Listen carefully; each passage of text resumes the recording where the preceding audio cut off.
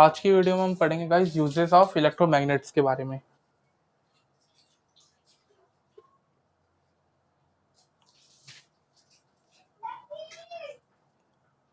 Previous video में मैंने आपको बता दिया था कि इलेक्ट्रोमैग्नेट क्या होती है। इलेक्ट्रोमैग्नेट्स उन मैग्नेट्स को बोला जाता है या फिर उस सब्सटेंस को बोला जाता है जिसे हम इलेक्ट्रिसिटी पास आउट करने के बाद मैग्नेटाइज कर सकें या फिर उसे मैग्नेट में कन्वर्ट कर सकें। मान लीजिए हमारे पास एक कंडक्टर है या फिर कोई भी एक सब्सटेंस है। सब्सटेंस को हमने क्या करा, इलेक्ट्रिसिटी में रखा। इलेक्ट्रिसिटी की मदद से क्या हुआ, ये जो सब्सटेंस था इसके अंदर मैग्नेटिक प्रॉपर्टीज आ गई।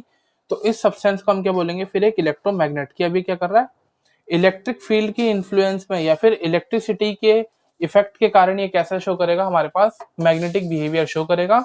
ऐसे सब्सटेंसेस को हम बोलते हैं इलेक्ट्रोमैग्नेट। तो इन इलेक्ट्रोमैग्नेट्स के यूजेस क्या क्या होते हैं वो देख लेते हैं।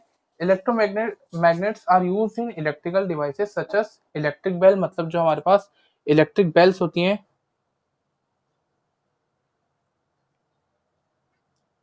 इलेक्ट्रिक बेल्स में हमारे पास इलेक्ट्रोमैग्नेट्स यूज होती हैं। इलेक्ट्रिक फैन जो होते हैं, इलेक्ट्रिक फैंस में यूज होता है। इलेक्ट्रिक ट्रेन्स में यूज होता है।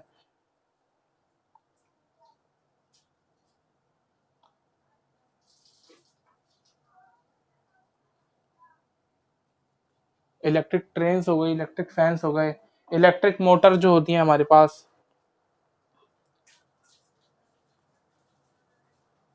और जो जनरेटर्स वगैरह होते हैं जिनसे बिजली वगैरह हम बनाते हैं, उन जनरेटर्स और जो बाकी एक्सेट्रा चीजें होती हैं उनके अंदर ये सारे इलेक्ट्रोमैग्नेट्स जो होते हैं, इन सभी चीजों में इलेक्ट्रोमैग्नेट्स का यूज होता है।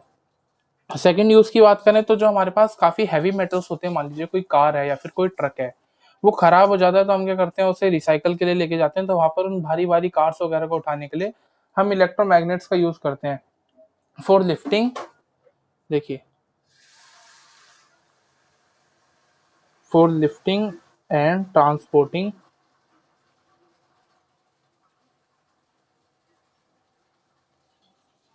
large mass of iron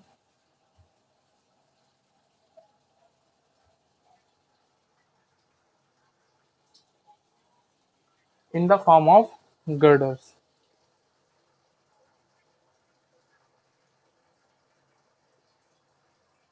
मतलब जो आयरन के हमारे पास बड़े बड़े मास होते हैं, मान लीजिए हमारे पास कोई कार थी, वो कार खराब हो गई, तो हम वो कार वगैरह जो होता है उसमें जो लोहा होता है वो क्या होता है, बहुत ज्यादा भारी होगा। तो उसे लिफ्ट वगैरह करने के लिए क्या होते हैं, बड़ी बड़ी जगहों पर जहाँ पर वो रिसाइकलिंग कंपनीज लगी हुई होती हैं, वहां पर एक हमारे पास इलेक्ट्रोमैग्नेट होगी। इस इलेक्ट्रोमैग्नेट के नीचे क्या करेंगे, हम उस कार वगैरह को या उस सब्सटेंस को ले आएंगे। तो इसकी मैग्नेटिक फील्ड के कारण क्या होगा, ये इससे चिपक जाएगा, मतलब इससे जाके स्टिक हो जाएगा, और यहाँ से हम इसे मूव करके जहां पर भी रखना होगा वहां पर हम इसे रख देंगे। तो एक यूज ये भी होता है हमारे पास इलेक्ट्रोमैग्नेट्स का। थर्ड यूज बता रहा है, इन medical practice for removing pieces of iron from wounds, मतलब जो चोट वगैरह लग जाती है तो कई जगह पर ऐसा होता है, मान लीजिए एक्सीडेंट्स वगैरह में बॉडी के अंदर छोटे छोटे आयरन वगैरह के टुकड़े चले जाते हैं, तो उन्हें रिमूव करने के लिए भी हम क्या करते हैं, इलेक्ट्रोमैग्नेट्स का यूज करते हैं फॉर रिमूविंग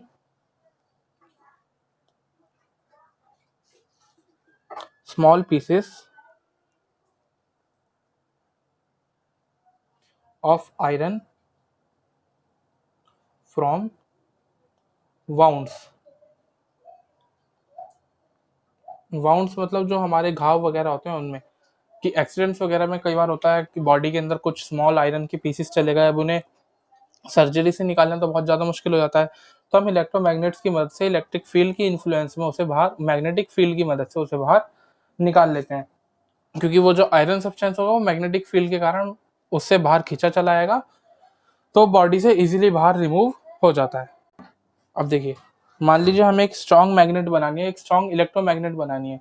तो स्ट्रॉन्ग इलेक्ट्रोमैग्नेट कब बनेगी हमारी, जब क्या होगा, एक स्मॉल एरिया के अंदर हमारे पास जो मैग्नेटिक फील्ड हो, मैग्नेटिक फील्ड बहुत ज्यादा अमाउंट की हो।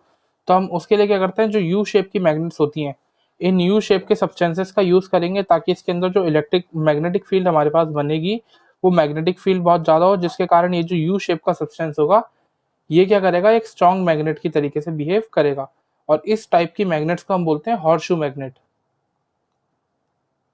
हॉर्स शू मैग्नेट, इनकी जो हमारे पास मैग्नेटिक फील्ड होती है, फिर मैग्नेटिक स्ट्रेंथ की बात करें तो वो बहुत ज्यादा होती है। अगला है हमारे पास गाइस परमानेंट मैग्नेट। जैसे इलेक्ट्रोमैग्नेट होती है उसी तरीके से हमारे पास परमानेंट मैग्नेट भी होती है। तो हम परमानेंट मैग्नेट को पढ़ लेते हैं कि परमानेंट मैग्नेट्स में होता क्या है। देखिए परमानेंट मैग्नेट की बात करें तो परमानेंट मैग्नेट बनी किस सब्सटेंस से होती है। तो परमानेंट मैग्नेट्स हम मेजरली जो ज्यादातर बनाते हैं वो स्टील से बनी हुई होती है। स्टील से हम क्यों बनाते हैं, क्योंकि जो स्टील की रिटेंटिविटी होती है वो रिटेंटिविटी बहुत ज्यादा हाई होती है। रिटेंटिविटी का मतलब है कोई भी ऑब्जेक्ट या फिर कोई भी सब्सटेंस मैग्नेटिज्म को, मतलब मैग्नेटिक बिहेवियर को कितनी जल्दी एक्सेप्ट कर पा रहा है या फिर कितना अपने अंदर रोक पा रहा है, तो उस प्रॉपर्टी को बोलते हैं रिटेंटिविटी। तो जो स्टील होती है, स्टील के अंदर अगर हम देखें तो स्टील मैग्नेटिक बिहेवियर को या फिर मैग्नेटिक फील्ड को अपने अंदर बहुत अच्छे से एब्जॉर्ब कर पाती है, जिसके कारण स्टील क्या करता है, एक मैग्नेटिक सब्सटेंस की तरह बिहेव करने लगता है। मतलब जब हम क्या करेंगे, स्टील को अगर मैग्नेटिक फील्ड में बहुत ज्यादा देर तक रहेंगे तो स्टील क्या होगा, मैग्नेटाइज हो जाएगा। मतलब इसके अंदर मैग्नेटिक प्रॉपर्टीज शो होने लग जाएंगी। तो उसे ही हम बोलते हैं किसी भी सब्सटेंस की रिटेंटिविटी। अगर वो इजीली क्या हो रहा है, मैग्नेटिक फील्ड को एक्सेप्ट कर पा रहा है, मतलब मैग्नेटिज्म को एक्सेप्ट कर लेता है, तो वो हमारे पास हाई रिटेंटिविटी वाला ऑब्जेक्ट हो जाता है। और अगर वो मैग्नेटिज्म को अपने अंदर एब्जॉर्ब नहीं कर पा रहा, अपने अंदर नहीं रोक पा रहा, तो वो लो रिटेंटिविटी वाला ऑब्जेक्ट हो जाता है। तो इसका मतलब क्या है, इट, अगर इसकी रिटेंटिविटी ज्यादा, इसका मतलब it does not lose its magnetism. मतलब ये क्या करेगा, अपना जो मैग्नेटिज्म मैग्नेटिज्म होता है उस मैग्नेटिज्म को रिड्यूस नहीं करेगा, मतलब उस मैग्नेटिज्म को लूज नहीं करेगा। तो देखिए परमानेंट परमानेंट मैग्नेट बनाते किस तरीके से, मान लीजिए हमारे पास एक सॉलिनॉइड है, इस सॉलिनॉइड को हमने एक सर्किट से कनेक्ट कर दिया और यहाँ पर एक की लगा दी। अब इस सॉलिनॉइड में क्या करेंगे, हम एक स्टील का बार डाल देंगे। ये स्टील क्या है, ये क्या होगा, हमारे पास एक स्टील बार, मतलब जिस भी ऑब्जेक्ट को, जिस भी तरीके की शेप, इसका कुछ भी हो सकता है, हम अपनी मर्जी से शेप ले लेंगे जिस भी तरीके की हमें मैग्नेट बनानी होगी। और हम क्या करेंगे, सर्किट में से बार बार की को ऑन करेंगे ऑफ करेंगे, ऑन करेंगे ऑफ करेंगे, जिससे इसमें क्या होगा, करंट फ्लो करेगा। करंट फ्लो करने के कारण क्या होगा, इसमें मैग्नेटिक फील्ड जनरेट होगी, और जैसे ही हम इसे ऑफ कर देंगे मैग्नेटिक फील्ड रुक जाएगी। ऐसे हम बहुत देर तक करते रहेंगे कि पहले से मैग्नेटिक फील्ड के इन्फ्लुएंस में रखेंगे, फिर मैग्नेटिक फील्ड, फिर इलेक्ट्रिक, फिर हम सर्किट को ऑफ कर देंगे, फिर ऑन फिर ऑफ। ऐसे करते करते क्या होगा, ये जो हमारे पास सब्सटेंस होगा, ये सब्सटेंस मैग्नेटिक फील्ड को अपने अंदर एक्सेप्ट कर लेगा, मतलब उसके जो मैग्नेटिक बिहेवियर होगा वो अपने अंदर ले आएगा। तो उस पर्टिकुलर पॉइंट पर या फिर उस पर्टिकुलर जगह पर, उस पर्टिकुलर लिमिट में पहुंचने के बाद क्या होगा, देखिए मान लीजिए हमने इस की को ऑन करा ऑफ करा, तो ऐसे करते करते क्या होगा, ये जो स्टील होगी एक तरीके से, पूरी तरीके से मैग्नेट जैसी प्रॉपर्टी हमारे पास शो करने लगेगी। तो अब ऐसा नहीं है कि हम बार बार सर्किट की जो की है उसे ऑन ऑफ करते रहेंगे, ऐसा नहीं होगा, क्योंकि जो हमारे पास कोई भी सब्सटेंस होते हैं वो सब्सटेंस एक सर्टेन लिमिट तक ही मैग्नेटाइज होते हैं। उस लिमिट के बाद आप उसे कितनी भी मैग्नेटिक फील्ड दो वो हमारे पास फर्दर मैग्नेटाइज नहीं होगा। ऐसी स्टील बार को हम उतनी ही मैग्नेटिक फील्ड देंगे जितने में हमारे पास क्या हो, मैग्नेटाइज हो जाए, मतलब ये मैग्नेटिक बिहेवियर शो करने लगे। अब उसके बाद क्या होगा, हम इसे इस सोलिनॉइड से बाहर निकाल लेंगे। अब ये क्या बन जाएगा, एक तरीके से हम जो मैग्नेट होगी वो मैग्नेट पूरी तरीके से बन चुका होगा। अब इसे दोबारा कभी भी फर्दर हमें इस सोलिनॉइड में डालने की जरूरत नहीं है, क्योंकि इसकी रिटेंटिविटी बहुत ज्यादा हाई थी। तो एक दो बार ऐसा करने पर ही, मतलब इसे एक दो बार इस तरीके से ट्रीट कराने पर ही क्या होगा, एक परमानेंट मैग्नेट बन जाएगा। जो अब अपनी जो रिटेंटिविटी के कारण, अपना जो मैग्नेटिज्म इसने इस सोलिनॉइड के कारण पाया है, इस चेंजिंग मैग्नेटिक फील्ड के कारण पाया था, वो अब ये दोबारा उसको लूज नहीं करेगा। इसमें जो मैग्नेटिज्म होगा वो पूरी की पूरी जो इसकी लाइफ होगी उसके उस तक आ जाएगा। मतलब जब तक हमारे पास स्टील का पीस रहेगा तब तक इसमें अब ये मैग्नेटिज्म बना रहेगा। ये हो सकता है कि इसकी जो हमारे पास स्ट्रेंथ हो वो स्ट्रेंथ धीरे धीरे करके विद टाइम कम हो जाए, लेकिन अगर हम उसे दोबारा इसी तरीके से ट्रीट करेंगे तो वो दोबारा एक परमानेंट मैग्नेट बन जाएगा। और एक और रीजन भी है कि हम इसे बार बार की को ऑन ऑफ इसलिए नहीं करेंगे, क्योंकि बार बार ऐसे ऑन ऑफ करते रहेंगे तो हमारा जो सोलिनॉइड होगा, इस सोलिनॉइड में हीट जनरेट होगी, जिसके कारण सोलिनॉइड भी डैमेज हो सकता है। अगला है हमारे पास यूजेस ऑफ परमानेंट मैग्नेट। तो इसके यूजेस कहाँ कहाँ पर होते हैं हमारे पास, सबसे पहले जितने भी इलेक्ट्रिक मीटर्स होते हैं,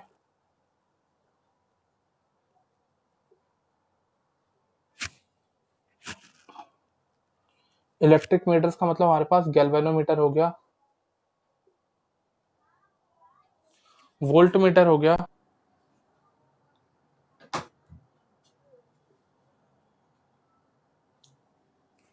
एमीटर और जो स्पीडोमीटर्स होते हैं उनके अंदर भी यूज होता है।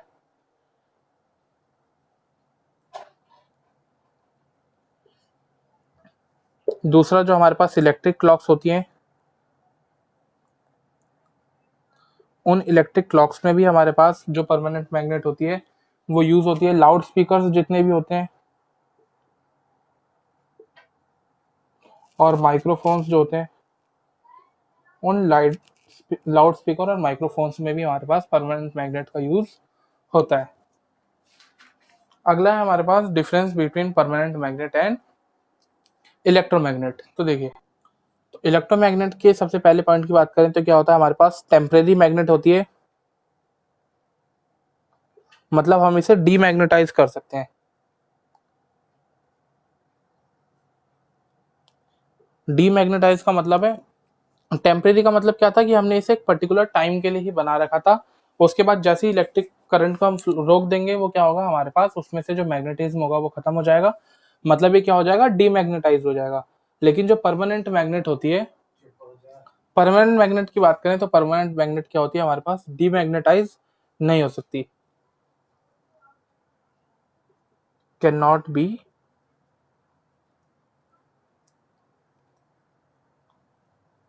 डीमैग्नेटाइज, क्योंकि अगर इसका जो सब्सटेंस होता है वो एक बार अगर मैग्नेटिज्म को अपने अंदर एक्सेप्ट कर ले तो उसके बाद दोबारा उसे लूज नहीं करता, क्योंकि उनकी रिटेंटिविटी जो होती है वो बहुत हाई होती है।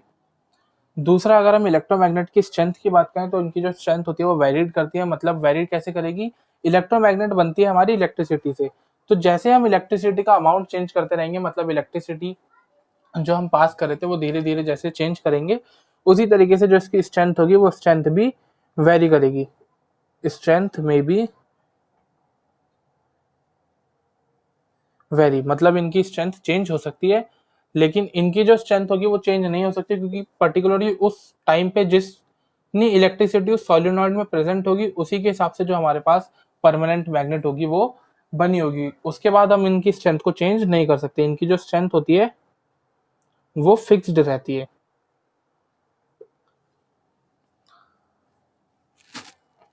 थर्ड पॉइंट है हमारे पास पोलैरिटी का।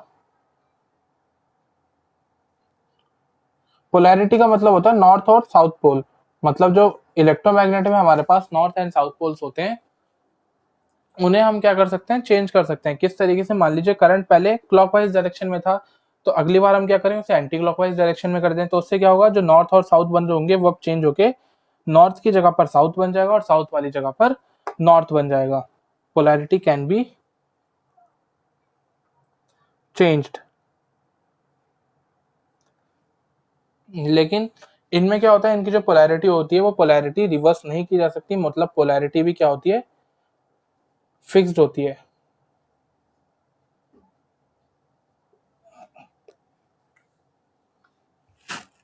इलेक्ट्रोमैग्नेट्स जो होती हैं वो इलेक्ट्रोमैग्नेट्स काफी ज्यादा स्ट्रांग होती है, जनरली स्ट्रांग मैग्नेट्स,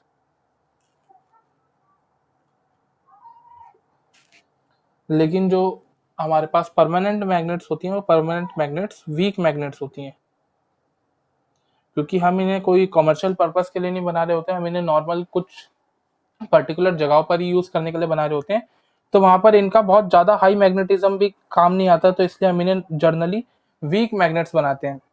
जहां पर हमारे पास हाई स्ट्रेंथ वाली मैग्नेट का काम होता है तो वहां पर हम क्या यूज करते हैं, इलेक्ट्रोमैग्नेट्स वगैरह, जैसे हमें कोई हाई हैवी मास उठाना आयरन वगैरह का, तो वहां पर हम इलेक्ट्रोमैग्नेट्स का यूज करेंगे। लेकिन अगर हम माइक्रोफोन्स और लाउड स्पीकर की बात करें तो वहां पे तो हमें ज्यादा मैग्नेटिज्म वाली मैग्नेट की जरूरत नहीं है, जिसका जो मैग्नेटिक स्ट्रेंथ हो वो ज्यादा हो, तो उसकी जगह हम क्या करते हैं, जो परमानेंट मैग्नेट होती है उन परमानेंट मैग्नेट को भी यूज करते हैं, क्योंकि इनकी जो मैग्नेटिक स्ट्रेंथ होती है वो काफी ज्यादा वीक होती है, तो वो इजीली जो वहां पे उनका टेलीकम्युनिकेशन में यूज होता है वो आसानी से कर पाते हैं। तो ये था गाइस आज की वीडियो में। नेक्स्ट वीडियो में हम पढ़ेंगे एसी और जो डीसी जनरेटर था उसको। तो अगर आपको वीडियो अच्छी लगी हो तो वीडियो को लाइक कीजिएगा, चैनल को सब्सक्राइब करना ना भूलें। Thanks for watching.